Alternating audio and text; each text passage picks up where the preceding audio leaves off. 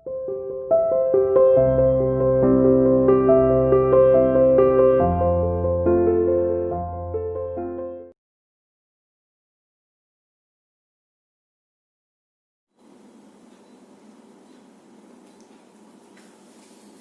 students, after your second periodic test, we will start the next topic of this chapter, that is power. अभी तक हमने जो topic पढ़ा था वो पढ़ा था कंप्लीट एनर्जी की एनर्जी क्या होती है, types of energy, transformation of energy कि हम एनर्जी को एक फॉर्म से दूसरी फॉर्म में कैसे ट्रांसफर करते हैं. But today we are going to discuss about the power. What is the meaning of power? अगर मैं हिंदी में बात करूं तो जैसे ताकत कि एक तो बीमार पर्सन है ना, कोई बीमार आदमी है और एक हेल्दी है, और दोनों को एक काम करने के लिए दिया जाए तो हम क्या ऑब्जर्व करते हैं, जो हेल्दी पर्सन है वो उस काम को 5 मिनट में कर रहे हैं और जो सिक पर्सन है वो उस काम को 15 मिनट में कर रहे हैं.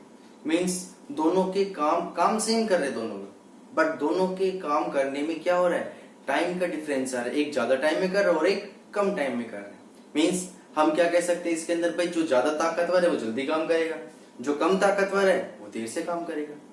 सो power is that, it is the rate of doing work कि हम कितना काम कितने टाइम में कर रहे हैं, उसको क्या बोलते हैं हम, power. Means rate of doing work, काम करने की क्षमता, उसको क्या बोलते हैं हम, पावर बोलते हैं. क्या बोलते हैं इसको, पावर. अगर हम फॉर्मूले की फॉर्म में लिखें तो power is equal to work done upon में टाइम टेकन, कि हम कितना काम कर रहे हैं और उस काम को करने के लिए हम कितना टाइम ले रहे हैं, उसको क्या बोलते हैं हम, पावर. अब इससे पहले जो हमने कंसेप्ट पढ़ा था मैंने आपको उसमें बताया था, भाई जितना वर्क डन होता है उतनी ही क्या होती है, energy consumed.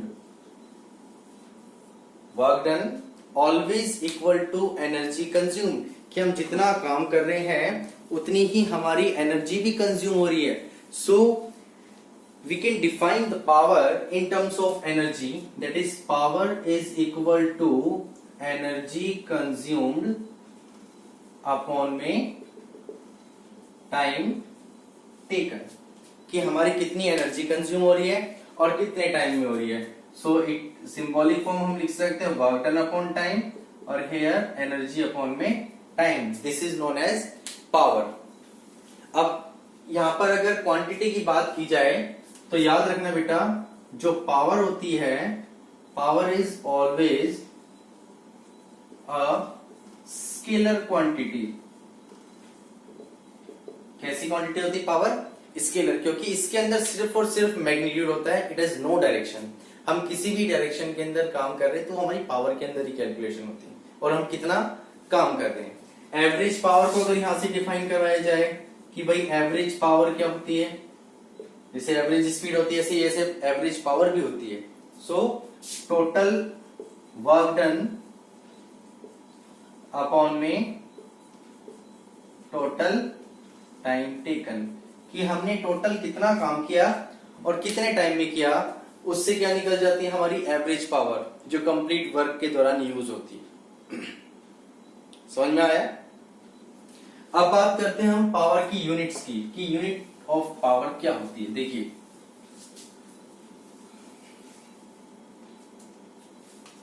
Unit of power मैं फॉर्मूले से ही डिफाइन करूंगा.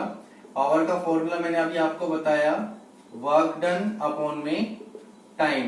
तो वर्क की यूनिट क्या होती है, जूल, और टाइम की यूनिट क्या होती है, सेकेंड. सिंबॉलिक फॉर्म में लिखें तो J अपॉन में S, जूल पर सेकेंड भी लिख सकते हैं इसको. And joule per second is always equal to watt. So watt is the SI unit of power. Watt जो है ये पावर की SI यूनिट होती है. यहीं पर अगर आपसे डिफाइन करवाया जाए कि भाई बट डिफाइन 1 वॉट, तो 1 वॉट क्या होता है, when 1 joule of work is done in 1 second. जब हम 1 जूल काम कर रहे हैं 1 सेकेंड के अंदर, तो उसकी पावर कितनी होगी बेटा, 1 वॉट। और यहाँ पर बड़ी यूनिट अगर हम यूज करें then 1 kilowatt is equal to 1000 watt and 1 megawatt is equal to 10⁻6 watt. आपसे यहां पर बोला जाए भाई डिफाइन 100 वॉट, 100 वॉट को डिफाइन कीजिए, तो आप कैसे डिफाइन करेंगे? When 100 joule of energy is consumed in 1 second, गलती से भी ये मत लिख देना कि 100 joule of energy consumed in 100 second, ये गलत हो जाएगा क्योंकि 100 से 100 कैंसिल होके कितना आ गया? तो 1 वॉट के इक्वल ही आ गया। और हम डिफाइन क्या कर रहे हैं? 100 वॉट, तो 100 joule of work is done in 1 second, then power is said to be 100 watt, या 100 joule of energy is consumed in 1 second. देखो जो भी हम घर पे इलेक्ट्रिकल अप्लायंस यूज करते हैं, जैसे कोई 50 वॉट का है उसकी पावर मेंशन होती है, कोई 80 वॉट का है, तो 80 वोट का मतलब क्या है? 80 joule of energy consumed in 1 second, या 50 joule of energy consumed in 1 second, उसको क्या बोलते हैं हम? क्या बोलते हैं उसको हम?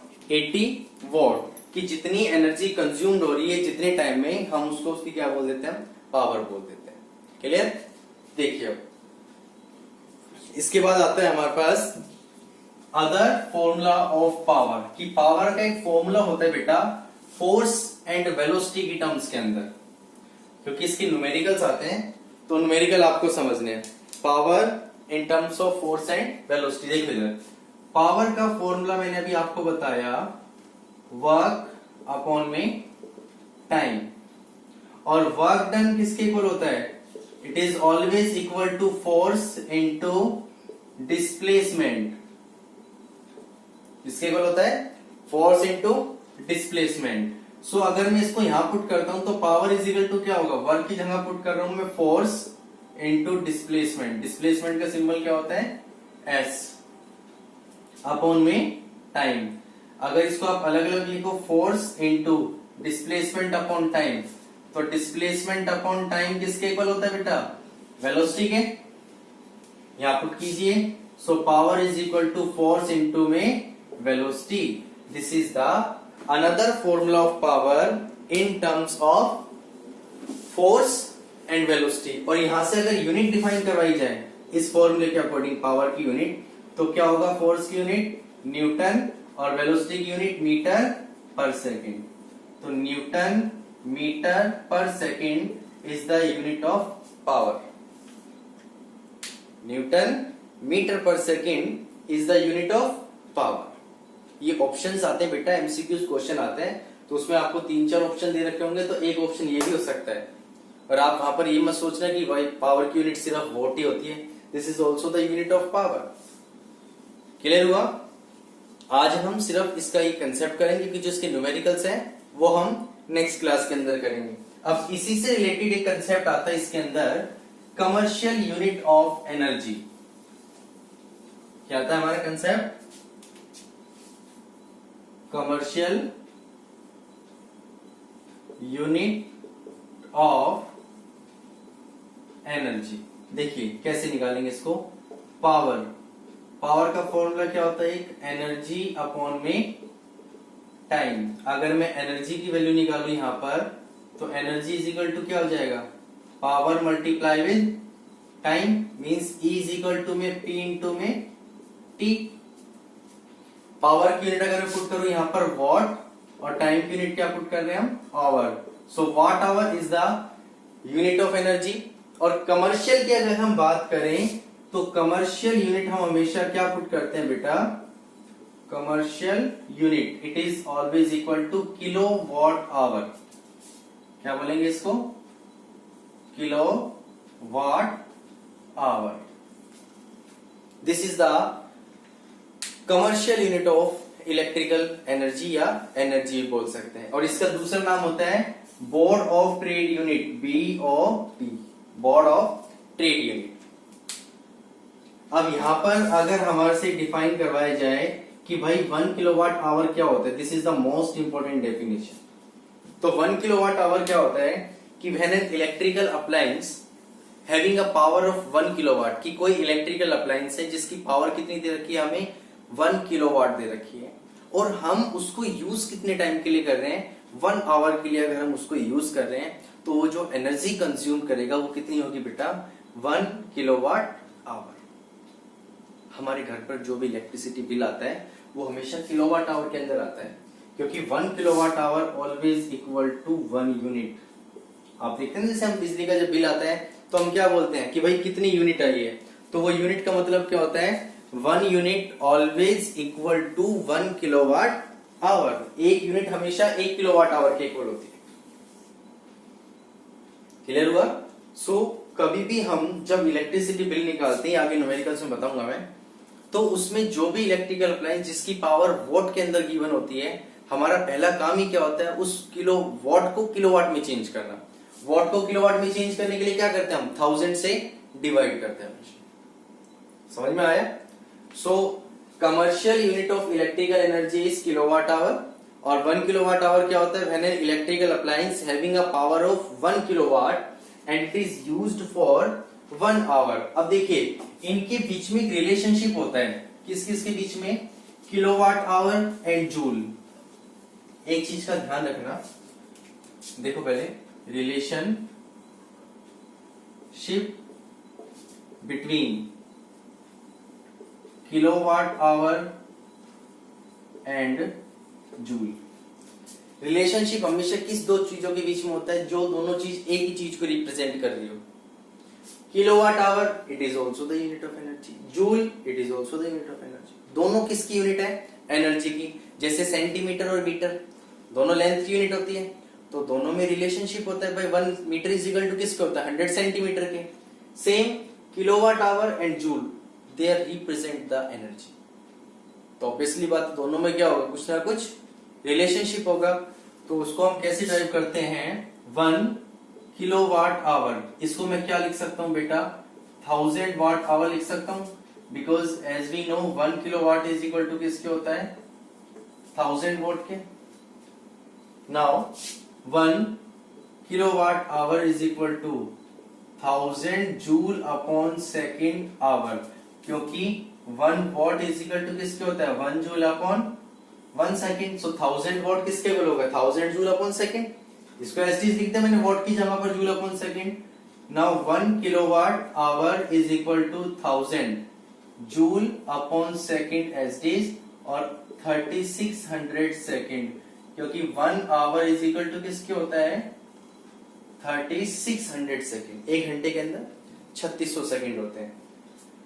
सेकेंड से सेकेंड अगर हम कैंसिल आउट करते हैं, so 1 kilowatt hour is equal to 36 into 10 to the power 5 joule. और अगर हम इसको साइंटिफिक फॉर्म में और कन्वर्ट कर रहे हैं, then 3.6 into 10 to the power 6 joule. This is the relationship between kilowatt hour and joule. ये मैंने कैसे चेंज करा है, मैंने यहाँ पर इसको चेंज करने के लिए 36 इंटू 10 की पावर 5 था ना, 10 से मल्टीप्लाई कर दिया, 10 से डिवाइड। ये जो 10 था तो इसी के अंदर ऐड हो गया, 10 की पावर 6 बन गया, और ये जो 10 था ये पॉइंट के अंदर आ गया। So 1 kilowatt hour is always equal to 3.6 into 10 to the power 6 joule. तो ये हमेशा रिलेशनशिप होता है किलोवाट आवर एंड जूल के अंदर।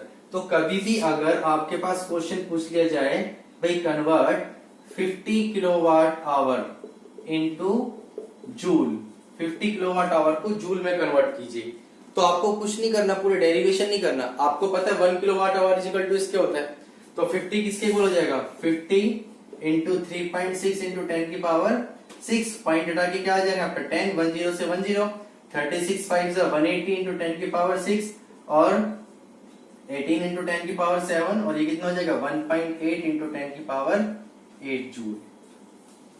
So by using this relationship, we can convert kilowatt hour into joule। तो ये हमारा जो आज का कंसेप्ट था, ये कंप्लीटली पावर और एनर्जी का कंसेप्ट था। जो नेक्स्ट क्लास है आपकी बेटा, उसमें हम पावर एंड एनर्जी से रिलेटेड न्यूमेरिकल्स करेंगे। तो उसके लिए पहले आपको ये सारे फॉर्मूले लर्न करने हैं, ठीक है जी। और जो क्वेश्चंस आपके टेस्ट में गलत आए, आप उनको चेक कीजिए कि किस वजह से आपका आंसर गलत है। उस टॉपिक को दोबारा रीड कीजिए ताकि आगे ऐसी प्रॉब्लम ना आए। सो थैंक यू बेटा, God bless you, stay home, stay safe.